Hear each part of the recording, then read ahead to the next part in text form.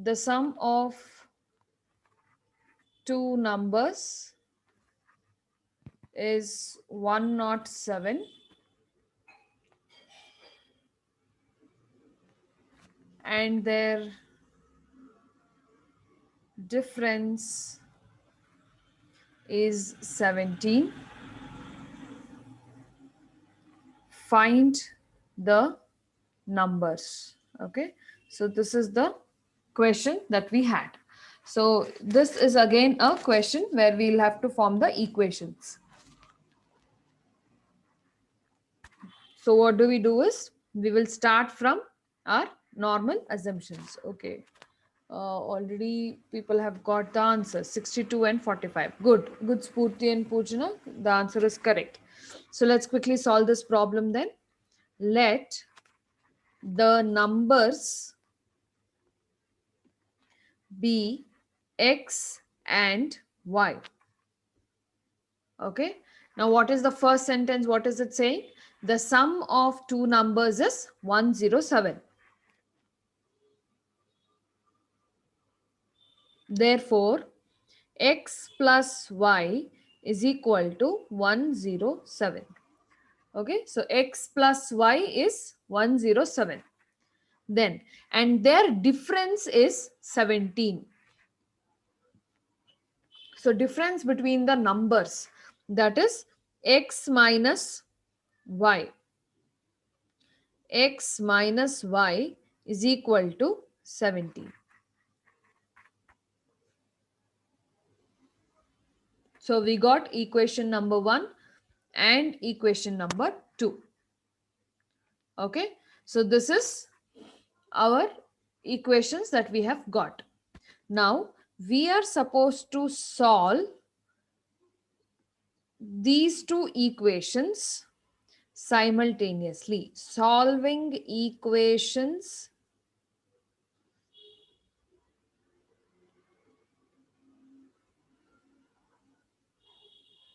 simultaneously. Okay, so let us solve the equations. Now firstly, the equations are x plus y is equal to 107, x minus y is equal to 17. Now if you see here, you need not multiply anything, nor you are also not required to change the signs. Okay, you're not required to change the sign. So what you can do is you can do the addition here. Normal addition you can do. Okay, so x plus x will give you 2x, and if you see, plus y and minus y will get cancelled automatically. Okay,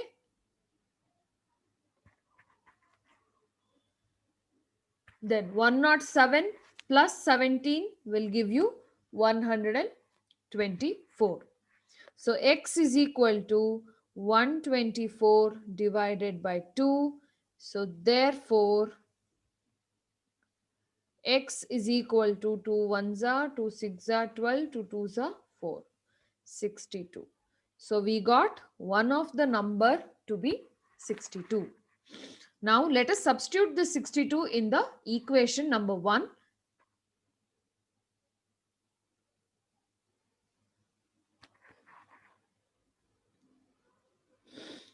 Substituting x is equal to 62 in equation 1. Let me write this one here only. So what is equation 1? X plus y is equal to 107.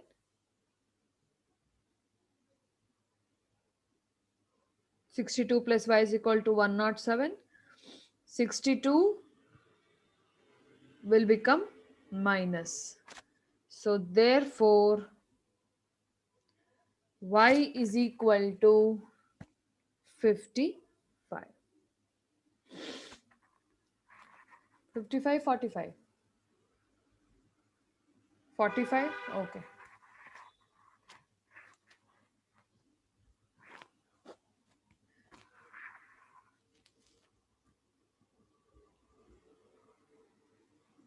107 minus 62 is 45. Okay.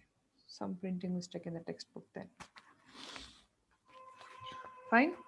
So therefore,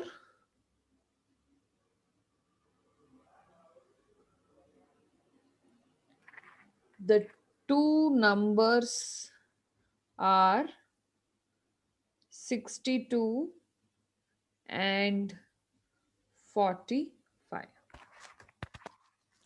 Okay. Everybody got this answer?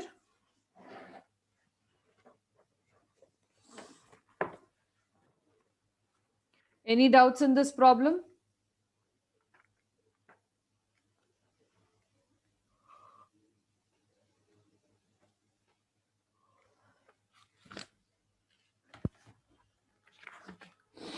Then we shall go to the next problem.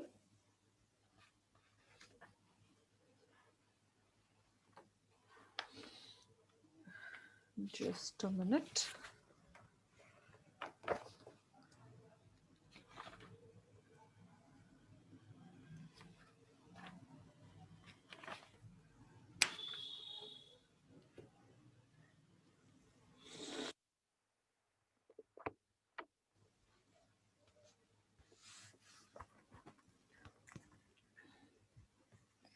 The next question goes like this.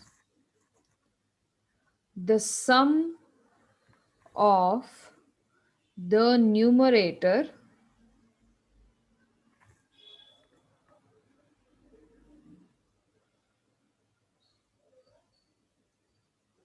and denominator of a fraction is equal to 7. 4 times the numerator is 8 less than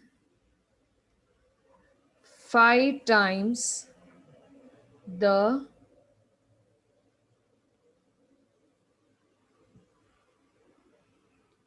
denominator.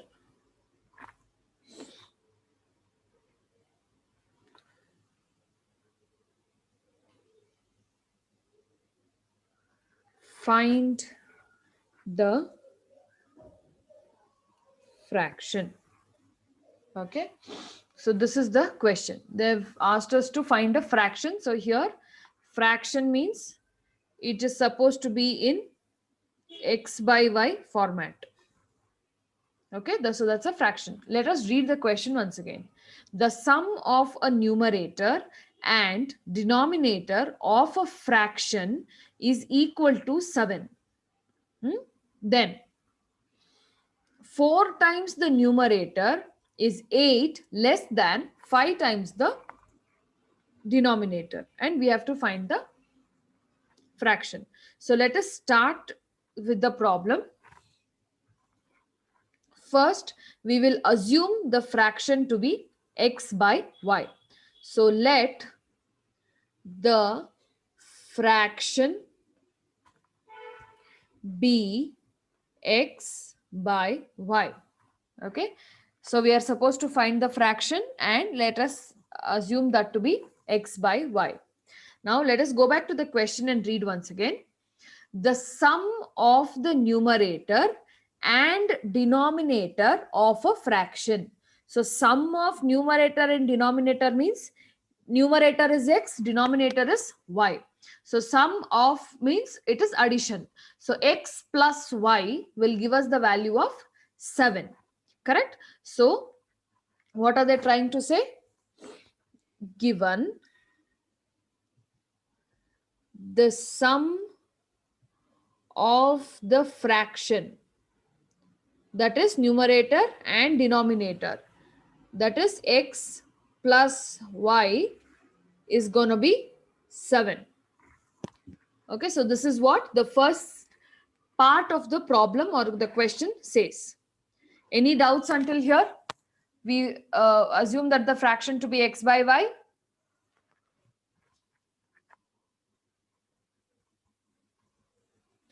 Sum of numerator and denominator is x plus y by 7. Any doubts until here?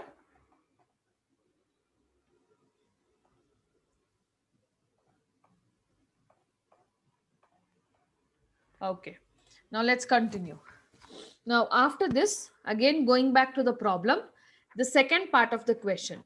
4 times the numerator is 8 less than 5 times the denominator. Now here also we will break the question a little. Okay. So it says 4 times the numerator. 4 times the numerator means numerator is x and they have given us as 4 times. So also given 4 times the numerator. Okay. So which is nothing but 4x is, we'll go back to the question again. 4 times the numerator is 8. 8 less than 5 times the denominator. So first what you have to do is, first understand the question. 4 times the numerator. Okay. 5 times the denominator. Understood? 4 times the numerator, 5 times the denominator. And what is the number in between? Is 8. 8 is the number, which just means 8 and then it says less than. Right? So which means there is a difference between the numerator and the denominator. So here what is it saying? You're supposed to read the question more number of times to understand what equation you're supposed to form. Okay. 4 times the numerator is 4x. 5 times the denominator is 5y. And then it says is 8 less than. Okay, is 8 less than, which means there is a difference between x and y. So how do we write that? So 4 times the numerator is 4x is 8 less than 5 times the denominator.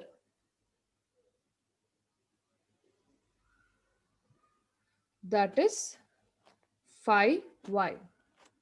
Therefore, 4x minus 5y, or wait.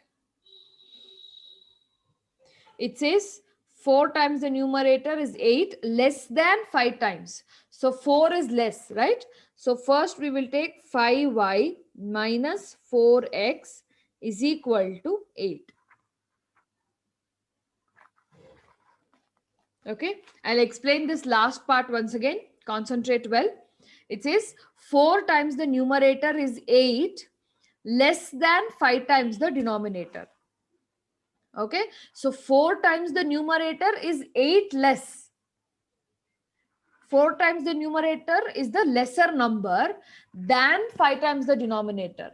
So that is why I have taken this minus 4x later and 5y will come first. So you have to understand the question properly. So we have got two equations, that is equation number 1 to be here and this is equation number 2. Understood how to form the equations?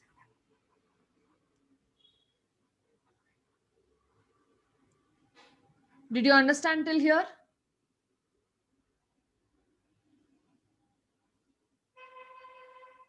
Okay.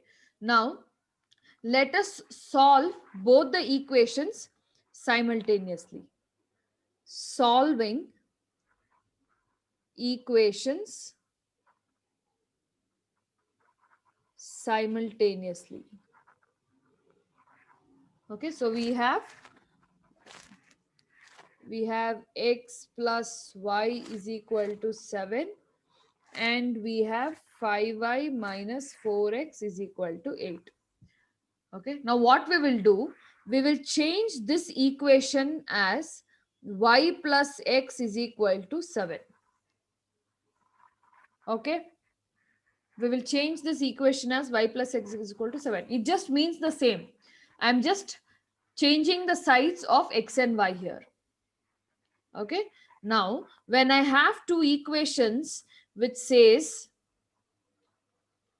y plus x is equal to 7, and then we have 5y minus 4x is equal to 8. Okay. Now, what do you think I can multiply it with? Which are the numbers I can multiply for equation 1 and then for equation 2? For equation 1, which number can I multiply? We'll go with 5. Okay. So we are multiplying equation 1 with 5 and equation 2 with 1 since there is already 5. So what will be my new equations? I will have 5y plus 5x is equal to 35. 7 5s are 35. Next, I will write down the next equation as it is. Now we have to change the sign. Okay, minus plus minus. Okay, we have to change the signs here. And if you see, plus 5y and minus 5y will go away. Okay, many of you are getting the answer. Good. Then let's finish it quickly. 5 plus 4 is 9x is equal to 35 minus 8 is 27. Okay, so therefore x is equal to 27 by 9, and 9 ones are 9 threes are, x is equal to 3.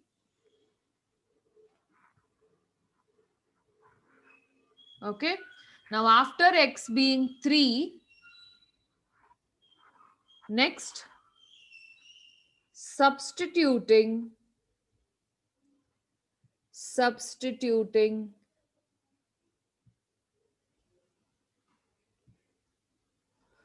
x is equal to 3 in equation 1. What is equation 1? X plus y is equal to 7. So x is 3 plus y is equal to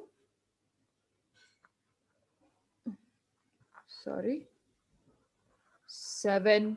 So y is equal to 7 minus 3. So therefore, I'll just use a different color so it's easy for you to identify. X is equal to 4. I'll write the conclusion here. Therefore, the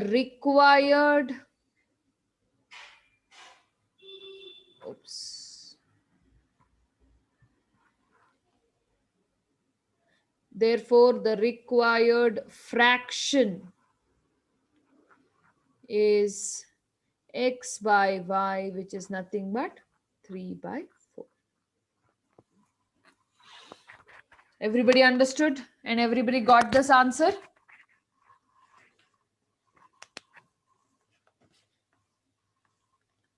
Yes, any doubts until here?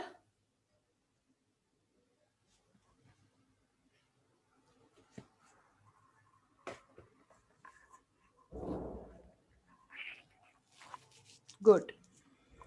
Now can we go for the next question?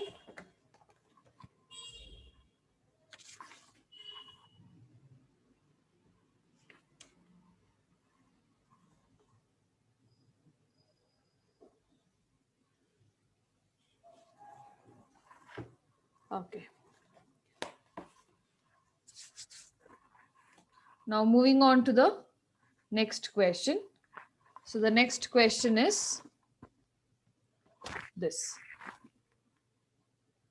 A boat takes 5 hours to go 300 kilometers downstream. Okay, this is first part. It takes the same time to go 150 kilometers upstream. Calculate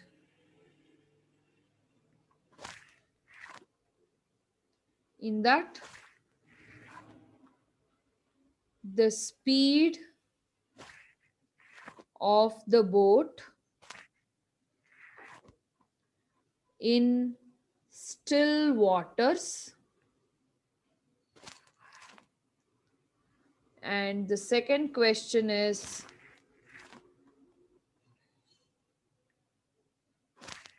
the speed of the stream. Okay, so this is the question. Sorry, don't mind my bad handwriting, since it's a tab and it's a little difficult to write very flexibly. So a boat takes 5 hours to go 300 kilometers downstream, and it takes the same time to go 150 kilometers upstream. So first thing what you're supposed to understand is what is this downstream and upstream. Okay, so let us say there is a river. Okay, it's not a waterfall, it's just a normal water body, a river, let's say a river, and it is flowing in this direction. Okay, it's flowing in this direction. Now if at all there is a boat, let's say a boat is coming from here, a boat is coming from here, it is not a waterfall, it's just a normal flat surface where the river is going. Or let's make it a flat surface only. I think that will be easy for you. Okay, so let's say this is a river.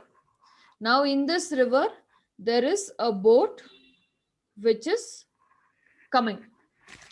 Now a boat will take 300 kilometers.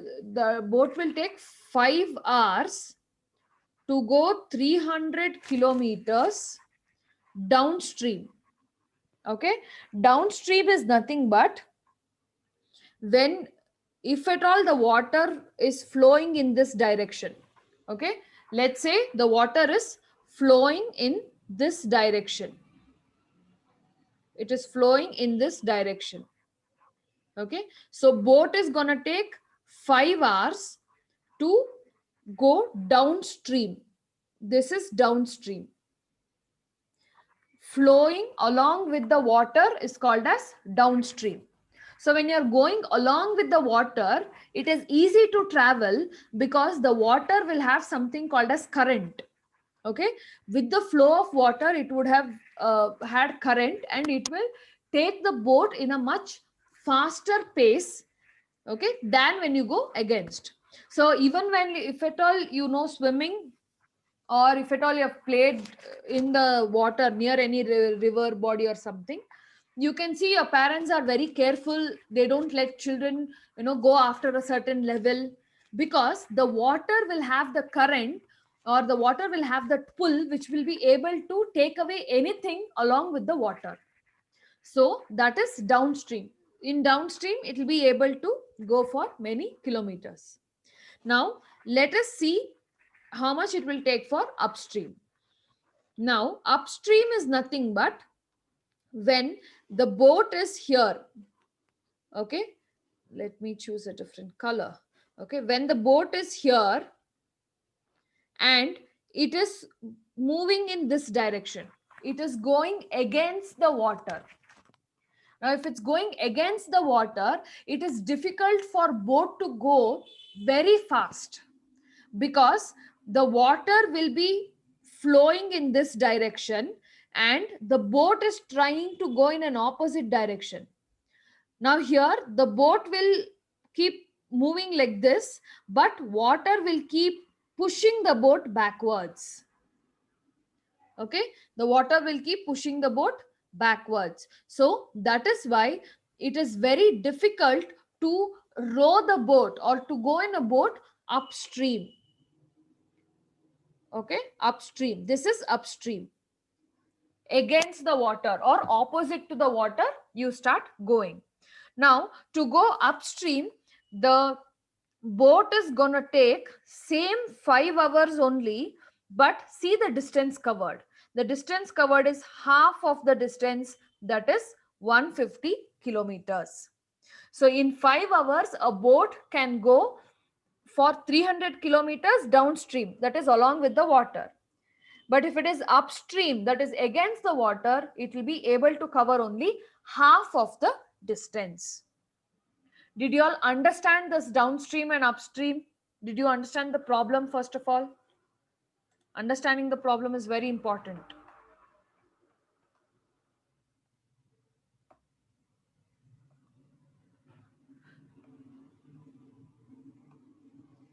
Okay. So let us get into the problem. Let's go back and check the problem once again. A boat takes 5 hours to go 300 kilometers downstream. It takes the same time to go 150 kilometers upstream. Now calculate. They have asked two questions.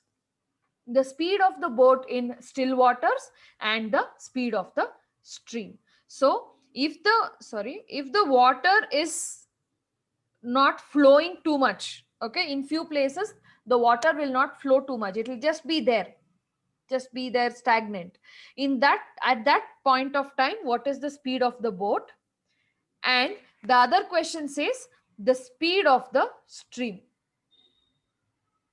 Okay, so let us derive many things here, and then we will be able to understand the problem even better and get the solution faster. Okay, so first,